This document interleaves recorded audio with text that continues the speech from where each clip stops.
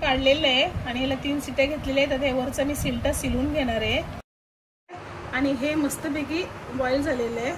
आता याला मी खिसणार आहे. असं सगळं फणस खिसून घेणार आहे. ह्याच्यामध्ये आता मी काही मसाले टाकणार आहे. पहिला कांदा टाकते. अद्रक आणि लसूण आहे, घरीच बनवलेलं आहे.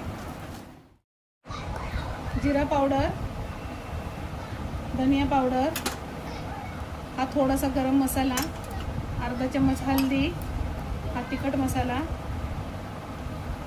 आणि हे बेसन. आता हे सगळं मिक्स करून घ्यायचं. मी त्याला हे असं लावणार आहे. हे जे बनवलेलं पीठ आहे ते या पद्धतीने असं लावून घ्यायचं. लावल्याच्या नंतर असं हळूशी काठी काढून घ्यायची. हे बघा असा रोल होतो मस्त. पूर्ण 5 रोल झालेले आहेत. आता बाकीचं पुढचं बघूया आपण. ठेवलं, पाण्याला उकळी आलेली आहे आणि चाळण अशी वरती ठेवते. ह्याला 20 मिनिटं ह्याला उकळून घेणार आहे. 20 मिनिटामध्ये होऊन जाईल. असं झाकण झाकून ठेवायचं. 20 मिनिटाच्या नंतर बघायचं. ह्याला 20 मिनिटं झालेले आहेत. हे बघा मस्त बॉईल झालेले आहेत. आता याला गार करण्यासाठी ठेवणार आहे. गार झालेले आहेत. आता मी याला कट करते. कट असं करायचं, काहीतरी सपोर्टिंगला घ्यायचं आणि कट करायचं. असं कट करून घ्यायचं आहे. बघा किती मस्त कट होतात. बघा किती मस्त कट होतात. पद्धतीने कट करून घ्यायचे.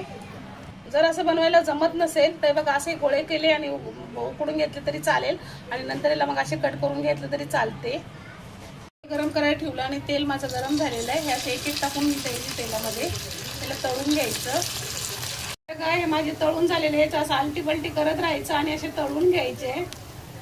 तेल गरम झालेलं आहे म्हणून मी थोडंसं अख्खा मसाला टाकणार आहे आणि हे बारीक थोडासा कांदा असं दरदरा वाटून घेतलेला आहे. त्याला व्यवस्थित भाजून घ्यायचं.